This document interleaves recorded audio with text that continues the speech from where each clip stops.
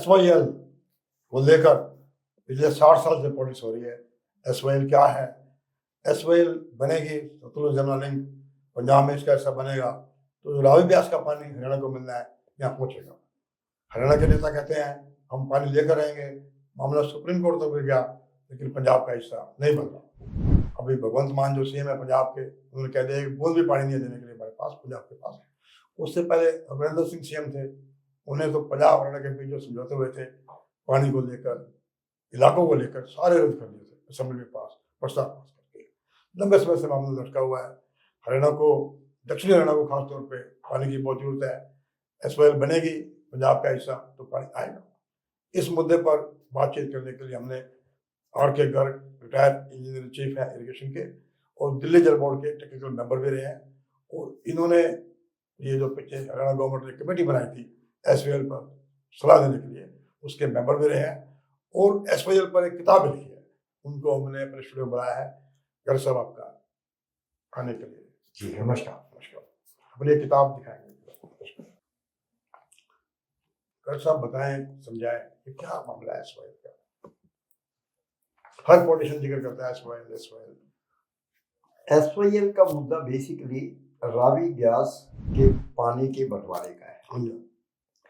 इसकी शुरुआत पंजाब के रीऑर्गेनाइजेशन से नहीं हुई। अच्छा।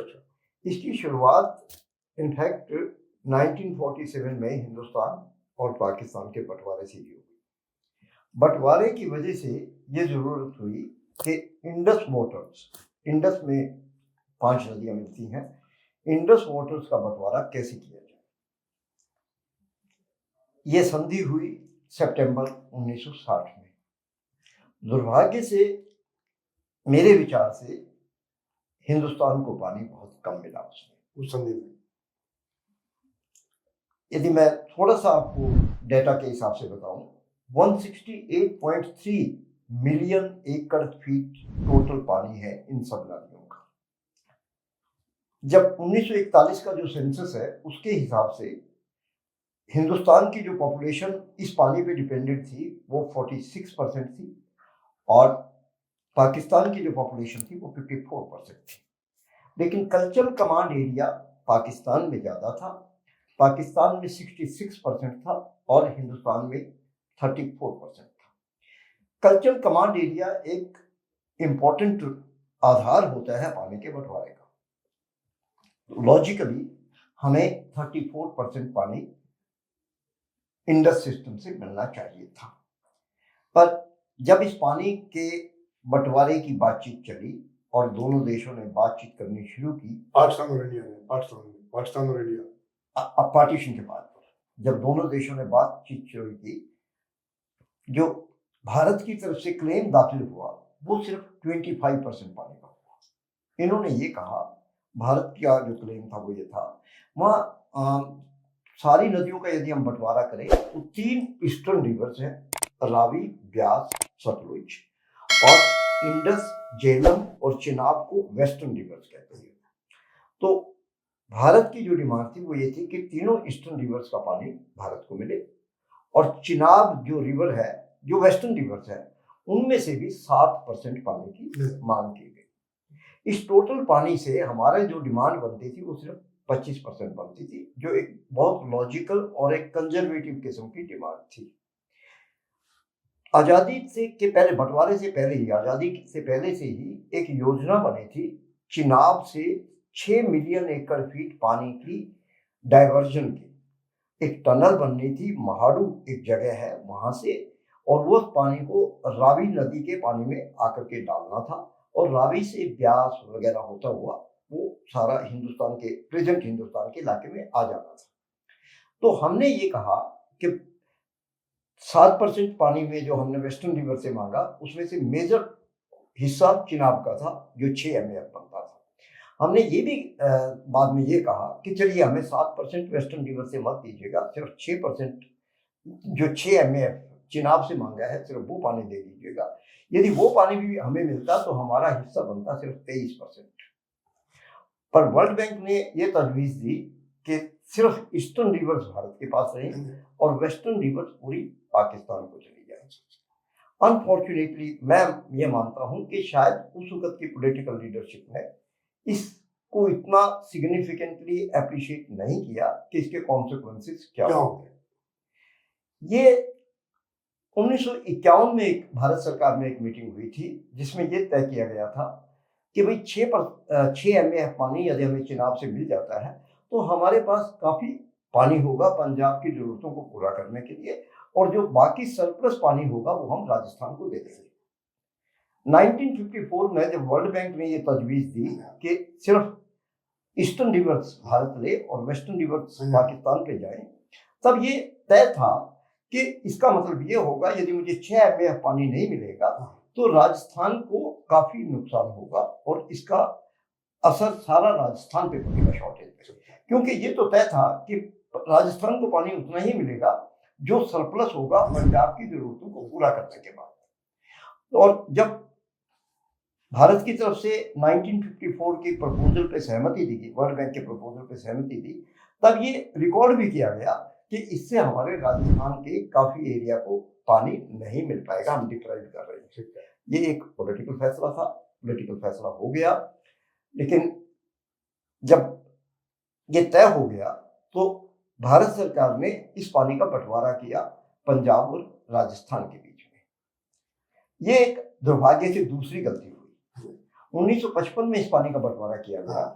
1955 में भारत सरकार ने पंजाब से पूछा कि बताइए आपकी जरूरत क्या है।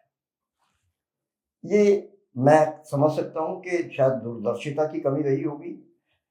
उस वक्त के जो इंजीनियरिंग इस्टेब्लिशमेंट थी पंजाब की, उन्होंने जो पानी मांगा वो सिर्फ 23 मिलियन एकड़ फीट मांगा, जिसमें सतलुज का पानी भी शामिल था। ये पानी की कैलकुलेशन उस वक्त जो की गई वो की गई उस वक्त जो क्रॉपिंग पैटर्न था।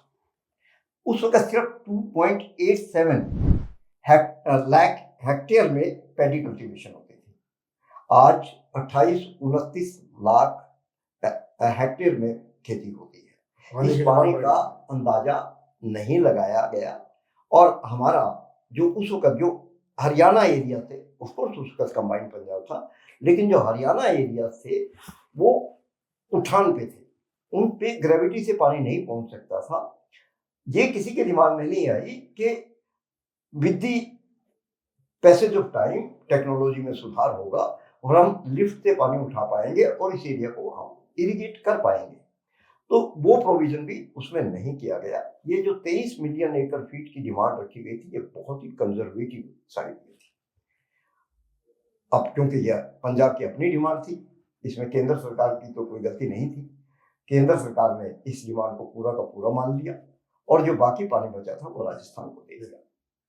तो एक तो दुर्भाग्य से पूरे पंजाब को सफर करने के लिए, अगली पूरी जनरेशन को सफर करने के लिए उस वक्त का ये फैसला जिम्मेदार है। अब जैसे जैसे पंजाब में क्रॉपिंग पैटर्न में चेंज आने लगा, धीरे धीरे पंजाब को जो एलोकेशन करनी थी उस वक्त कंबाइंड पंजाब में भी 1961 में इस पानी का बंटवारा स्टेट ऑफ पंजाब ने किया। तब हरियाणा एरियाज को कम पानी दिया गया। हरियाणा एरियाज में इसके खिलाफ बात उठी, आंदोलन भी हुआ और तब 2 कमेटी बनी पंजाब की तरफ से कि इसको दोबारा से रीअपोर्शन करें, देखी जाए। दोनों कमेटी ने ये तजवीज दी, क्योंकि पंजाब में पहले से इरिगेशन की हालत अच्छी है, हरियाणा में इरिगेशन की हालत अच्छी नहीं है, तो जो 7.2 मिलियन एकड़ फीट पानी रावी और ब्यास का कंबाइंड पंजाब को इंक्लूडिंग पेप्सू मिला था, उसका मेजर हिस्सा हरियाणा एरिया को चाहिए। और पंजाब असेंबली में भी उस वक्त मुख्यमंत्री ने यह आश्वासन दिया था कि हम हरियाणा का जो एरिया है उसके साथ न्याय करेंगे। 66 में बंटवारा हो गया। उन दोनों कमेटीज की रिकमेंडेशन जो है ना वो ठंडे बस्ते में चली गई। 1966 के बाद फिर से इस बंटवारे का एक प्रयत्न किया गया कि दोनों सहमति के साथ पंजाब और Haryana newly created state Haryana थी, उसमें पानी का बंटवारा हो जाए। उसके लिए कई कमेटी बनी।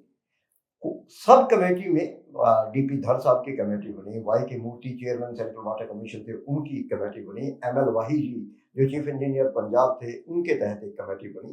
इन सभी कमेटी ने जो पानी का बंटवारा किया उसमें मिनिमम पानी वाई की मूर्ति साहब की जो कमेटी थी, जो चेयरमैन सेंट्रल वाटर कमीशन थे, उन्होंने हरियाणा को 3.09 मिलियन एकड़ फीट दिया। बाकी सभी कमेटी ने इससे ज्यादा पानी दिया। तो मिनिमम जो पानी हमें मिला वो करीब करीब 43% पानी हरियाणा को मिला। पर पंजाब इससे सहमत नहीं था। पंजाब और जो रीऑर्गेनाइजेशन में ये एक प्रावधान था कि यदि दोनों स्टेट्स में सहमति नहीं बनती है तो भारत सरकार को रेफरेंस किया जाएगा और भारत सरकार इस पर निर्णय लेगी। तो भारत सरकार ने फाइनली इस पर निर्णय लिया और इंदिरा गांधी अवार्ड आया 1976। तो उसके तहत हमें बराबर बराबर पानी दिया गया। 7.2 MAF पानी टोटल था स्टेट का, उसमें से 0.2 दिल्ली की ड्रिंकिंग वाटर के लिए दे दिया गया, 3.5 MAF हरियाणा को और 3.5 MAF पंजाब को दे दिया। अब हरियाणा को इस पानी को कैरी करना था। उस कैरी करने के लिए एक नई नहर बनाने की जरूरत महसूस हुई। सतलुज यमुना लिंक कैनाल का प्रोजेक्ट बना, पंजाब के जो बेसिकली अभी जो पानी आता था, सतलुज का जो पानी आता था वो नंगल हाइडल चैनल के थ्रू कैरी होता था। पर अब क्योंकि पानी रावी ब्यास सतलुज लिंक बनने के बाद, देखिए एक इंटरेस्टिंग चीज मैं आपको बताता हूँ, यदि मैं कोशिश भी करूं तो ब्यास का पानी हरियाणा नहीं ला सकता। ब्यास का पानी हरियाणा तभी आ सकता है यदि मैं ब्यास के पानी को डाइवर्ट करके सतलुज में ले आऊं, क्योंकि हरियाणा का जो एरिया है वो नंगल से कमांड हो सकता है, हरिके से कमांड नहीं हो सकता। इनमें 450 फीट के करीब का डिफरेंस है दोनों जगह से। तो तजवीज ये बनी कि 3.83 मिलियन एकड़ फीट पानी ब्यास का सतलुज में ट्रांसफर किया जाए और वो टेक्निकली फिजिबल था। बहुत ही खूबसूरत प्रोजेक्ट बना ब्यास सतलुज लिंक। ब्यास प्रोजेक्ट के दो हिस्से हैं, 3.83 MAF डाइवर्ट कर दिया, बाकी पानी को पोंग डैम में रोका गया। तो ये जो 3.83 पानी था ये लार्जली हरियाणा के लिए था। तो ये बताएं सब वो क्यों नहीं बन रही? ये बन इसलिए नहीं रही, पंजाब में जैसे जैसे जैसे क्रॉपिंग पैटर्न चेंज होते गए पंजाब की रिक्वायरमेंट्स बढ़ गई और पंजाब को यह एहसास हुआ कि उन्होंने पानी कम मांगा। अब पंजाब को यह लगा कि जब हमें पानी कम मांगा गया है तो इंस्टेड ऑफ राजस्थान को से पानी को डिनाई करने के उनको इजियर ऑप्शन ये लगी, क्योंकि वो अपर राइपेरियन थे, कि हरियाणा का पानी रोक दिया गया। और दुर्भाग्य से एक मिलिटेंसी का फेज भी आया जिसकी वजह से सतलुज यमुना कैनाल पे पानी कंस्ट्रक्शन का काम रोक दिया गया, पंजाब पोर्शन में रोक दिया गया, जबकि 90% काम हो गया था।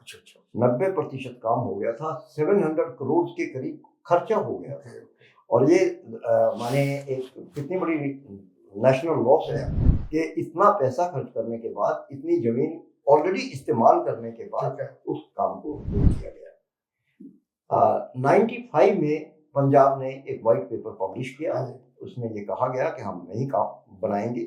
इससे पहले एक प्रयत्न किया गया पंजाब अकॉर्ड के माध्यम से। जब पंजाब अकॉर्ड में ये तय किया गया कि एक ट्राइब्यूनल का गठन किया जाए और ट्राइब्यूनल तय करे कि इस पानी का बंटवारा कैसा हो। उसमें दो धाराएं थी, 9.1 और 9.2, दो धाराएं थी। 9.1 में ये कहा गया कि जो एग्जिस्टिंग यूसेज है, चाहे वो पंजाब का हो, हरियाणा का हो, राजस्थान का हो, वो प्रोटेक्ट किया जाएगा। 1 जुलाई 1985 को जो एग्जिस्टिंग यूसेज है वो यूं का त्यों प्रोटेक्ट किया जाएगा। और जो पानी बचा उसमें एक बहुत ही इंटरेस्टिंग थिंग है, जो पैरा 9.2 में ये लिखा, in their remaining waters, their remaining waters applied to Punjab and Haryana। ये in the remaining water में लिखा, their लिखा गया। their की वजह से ट्राइब्यूनल ने ये माना कि जो राजस्थान का हिस्सा है वो अनटचेबल है, वो इम्पैक्ट नहीं होता पंजाब के कोर्ट से। और पंजाब और हरियाणा के एग्जिस्टिंग यूसेज को प्रोटेक्ट करते हुए बाकी पानी का बंटवारा ट्राइब्यूनल ने कर दिया। लेकिन इस वक्त पहले 15.85 मिलियन एकड़ फीट असेस किया गया था कि ये टोटल पानी की अवेलेबिलिटी है। 1981 में दोबारा से एक ट्रिपार्टाइट एग्रीमेंट हुआ था जिसमें ये 17.17 MAF असेस किया गया और जो पानी का बंटवारा किया गया वो 17.17 MAF के हिसाब से कर दिया गया। अब ये उम्मीद थी कि इस पानी के बंटवारे के बाद SYL बन जाएगी, इसमें पानी पंजाब को एडिशनल वाटर दिया गया। उस एडिशनल वाटर की वजह से वहाँ और इस एग्रीमेंट को अप्रिशिएट भी किया गया सारी चीज को, लेकिन अनफॉर्चुनेटली क्योंकि ये एक मिलिटेंसी का फेज था और इस सारे काम को रोक दिया गया। एक सुपरिटेंडिंग इंजीनियर और एक चीफ इंजीनियर की आतंकियों ने उनके ऑफिस में जाकर के उनकी हत्या कर दी गई। पैनिक फैल गया। हाँ, और ये फिर काम रुक गया। काम रुकने के बाद 96 में हरियाणा ने ये फैसला किया कि इसका निदान आपस में नहीं हो सकता, पॉलिटिकल एग्रीमेंट हो नहीं सकता, इवन केंद्र सरकार भी दखलंदाजी नहीं कर पा रहा था, तो सुप्रीम कोर्ट में गया। सुप्रीम कोर्ट में सूट फाइल किया हरियाणा ने। उसमें 2002 में पहला फैसला आया जिसमें पंजाब को ये कहा गया कि वो नहर को पूरा करें। पंजाब का आर्गुमेंट ये था कि ये एक वाटर डिस्प्यूट है और वाटर डिस्प्यूट में सुप्रीम कोर्ट का जुरिडिक्शन नहीं है।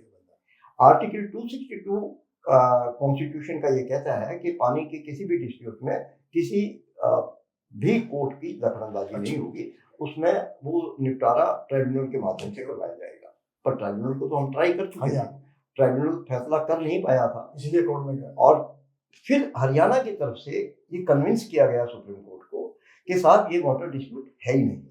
ये बेसिकली एक प्रॉमिस का मसला है, एक प्रॉमिस की गई पंजाब की तरफ से वो नहर बनाएंगे और उसके लिए उन्होंने पैसा लिया, जमीन एक्वायर की, उन्होंने कमिटमेंट दिखाई।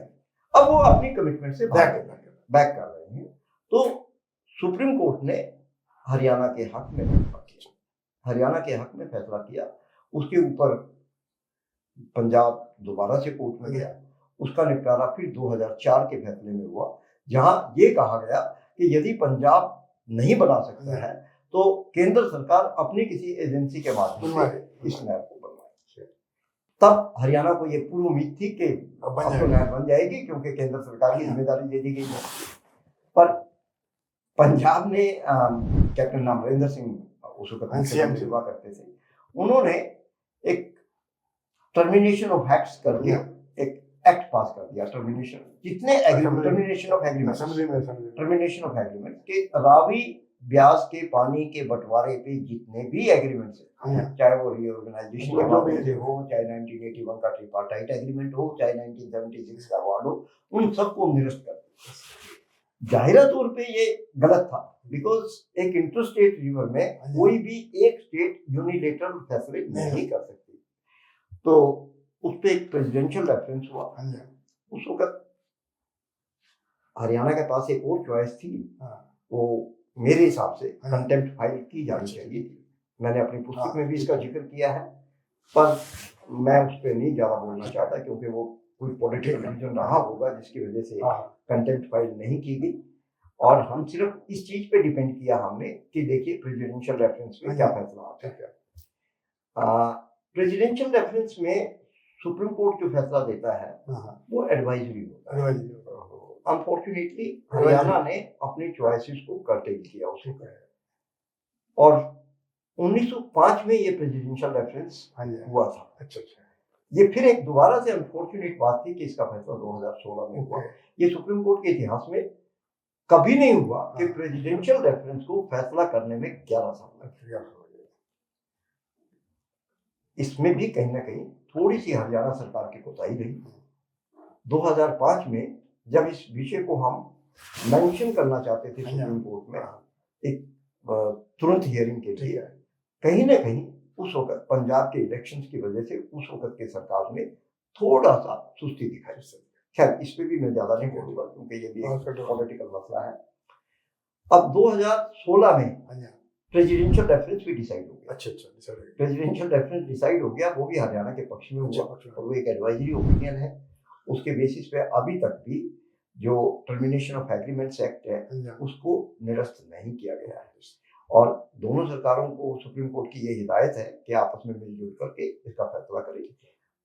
चीफ मिनिस्टर के स्तर पर कई बार मीटिंग हो चुकी है, केंद्रीय सरकार के स्तर पर भी कई बार मीटिंग हो चुकी है, पर अब क्योंकि पंजाब अपर राइपेरियन है, पंजाब में जिस तरह के हालात रहे हैं उसकी सेंसिटिविटी को भी मद्देनजर रखते हुए केंद्र सरकार भी शायद बहुत एक प्रोएक्टिव रोल नहीं ले रही है और पंजाब ने एक अनरीजनेबल स्टैंड लिया। मेरे हिसाब से देखिए ये पूरे पंजाब को सफर करना पड़ा, इंक्लूडिंग हरियाणा, कि जब हमने पानी राजस्थान को दिया। ठीक है। मैंने इस पुस्तक में भी इसका ठीक है। जो जेनेसिस लिखा है वो यही लिखा है कि शायद यदि हम ठीक से अपने पानी की रिक्वायरमेंट 1955 की एग्रीमेंट से पहले करते तो 1955 में हमें ज्यादा पानी हम मांग सकते थे, हमारा हक था।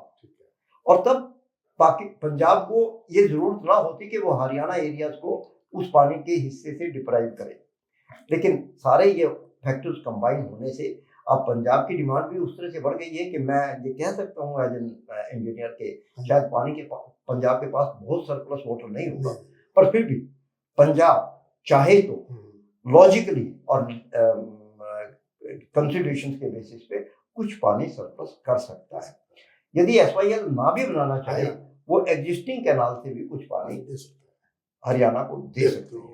पर अब ये पॉलिटिकल स्टाइल ज्यादा है, मेरिट पे इसकी चर्चा कम होती है और इस वजह से आज ये स्टेटमेंट गत सब बड़ी चर्चा हुई। मैं किस्सा सुनाता हूँ रोचक। 82 में मैं जींद में रिपोर्टर था इंडियन एक्सप्रेस का। सूर्यवाला साहब आईपीएम थे, अंबाला रेंज के स्पोर्ट्स मीट हो रहे थे। फ्रंट रो में डीआईजी स्वदेश सेठी और सुधर बैठे थे। पिछले में मैं बिलमोहन सिंगला मंत्री और सुबह सिंह पुनिया एमएलए बैठे थे। कैंपा कोला की 2 वोट देने आई। सिंगला का मुझे तुम दे ले तो मैंने कहा भाई दे लो यार, कैंपा ये हो रहा है, कौन सा एसवाईएल का पानी नहीं आएगा। सूर्यवाल साहब बड़े उनको चंबा हुआ। 82 के बाद 2025 आ गया, एसवाईएल नहीं बनी। तो आपसे बड़ी चर्चा हुई। इसी से कनेक्टेड एक और मामला है, हांसी बुढ़ाना लिंक कनाल। एक प्रयास किया गया कि जब तक एसवाईएल नहीं बनती हरियाणा में हांसी बुढ़ाना लिंक कनाल बना दी जाए, उससे पानी चला जाए। उसको यही बोलते हैं मजाक में, कह लो HYL, हमें हुडा यादव, अजय यादव जो मिनिस्टर लिंक कनाल। तो उसके लोग कहते हैं पैसा वेस्ट हुआ, पानी आया नहीं, प्रोटेक्ट क्या था, थोड़ा बताओ। ये इंटरेस्टिंग सब्जेक्ट है इन ए मैनर कि इसमें मैं काफी इन्वॉल्व रहा हूँ, क्योंकि एसवाईएल का पूरा सब्जेक्ट मैं देखता रहा एज सुपरिटेंडिंग इंजीनियर के और एज चीफ इंजीनियर। ठीक है। 9.1 जो पंजाब अकॉर्ड थी उसके तहत जो ये असेस किया गया कि एग्जिस्टिंग यूसेज क्या है और जो प्रोटेक्ट किया गया, उसकी वजह से उस वक्त हमें हरियाणा को 1.62 MAF पानी मिल रहा है। उस 6.2 MAF पानी को by and large Haryana command में ऑलरेडी वो ट्रांसफर हो रहा था। एक नहर है जिसको NBK लिंक कहते हैं, Narwana branch Karnal link. Narwana branch से वो पानी आता था और नरवाना ब्रांच NBK के थ्रू वो वेस्टर्न जमुना कैनाल में पानी आ जाता था। उस वक्त की सरकार को शायद ये लगा कि एसवाईएल कंस्ट्रक्ट नहीं हो रही है और हरियाणा की पब्लिक में शायद एक गलत मैसेज जा रहा है, तो उनको ये तजवीज़ की गई कि कुछ एडिशनल वाटर यमुना कमांड में हम ला सकते हैं यदि हम एक नई नहर बनाए जिसका नाम हांसी बुटाना कैनाल। हांसी बुटाना कैनाल। हाँ जी, ये करीब 100 किलोमीटर लंबी कैनाल थी। तो एक चीफ इंजीनियर्स की कमेटी होती है जो किसी भी प्रोजेक्ट को अप्रूव करती है। अच्छा, ठीक। उस कमेटी का मेंबर होने के नाते मैंने गवर्नमेंट को ये लिखा कि मोटे तौर पे इसकी जरूरत नहीं है क्योंकि रावी ब्यास का जितना पानी हमें मिल रहा है वो पानी ऑलरेडी हम यमुना कमांड में कैरी कर रहे हैं। और फिर भी यदि आप समझते हैं कि कुछ एडिशनल वाटर यमुना कमांड में चाहिए, और वो चाहिए भी क्योंकि हम यमुना कमांड में शॉर्ट हैं, बिकॉज हमें वो पानी नहीं मिला जो हमें मिलना चाहिए था रावी ब्यास का, तो उसके लिए पंजाब को कंसल्ट किया जाना चाहिए। उसमें 2 सब्जेक्ट हो सकते हैं, एक नरवाना ब्रांच की कैपेसिटी अपग्रेड कीजिएगा, या जो मेरी एसवाईएल कैनाल जहां तक बनी पड़ी है उसको मैं भाखड़ा मेन लाइन सिस्टम से कनेक्ट करूं पंजाब के साथ कंसेंट करके। उसमें मेरा पैसा भी खर्च नहीं होगा और एग्जिस्टिंग कैनाल सिस्टम का इस्तेमाल हो जाएगा। और उसके लिए एक जरूरत ये भी थी कि मुझे जो वाटर अलाउंस भाखड़ा एरिया है उसको थोड़ा सा रीएडजस्ट करना था, क्योंकि थोड़ा सा पानी यदि मुझे एक्स्ट्रा ट्रांसफर करना है यमुना से। पर अनफॉर्चुनेटली सरकार को मेरे सुझाव पसंद नहीं आए और उनको ऐसा लगा शायद कि मैं एक ऐसे ही इसका विरोध कर रहा हूँ। उसमें दिक्कत ये थी कि 1.62 MAF हमें पूरे साल में मिलता है। हाँ जो रिजर्वायर का ऑपरेशन होता है हाँ। उसमें 2 फेजेस होते हैं। हाँ जी, एक होता है फिलिंग इन पीरियड, जो मॉनसून पीरियड होता अच्छा। है। दूसरा होता है depletion period. Filling in period में हमारे पास पानी की शॉर्टेज नहीं है, क्योंकि यमुना रिवर पे डैम नहीं है। यमुना का पानी पूरा हमें अवेलेबल है, बल्कि मैं ये कह सकता हूँ कि यमुना पे क्योंकि डैम नहीं है, वो पानी का काफी हिस्सा अनयूटिलाइज रह जाता है। उसमें कोई भी बेसिन स्टेट उस पूरे पानी को इस्तेमाल नहीं कर पाते। तो हमारे पास पानी है, ये बल्कि सरसा ब्रांच है, उस सरसा ब्रांच से हम उस पानी का एक हिस्सा भाखड़ा सिस्टम में ट्रांसफर करते हैं।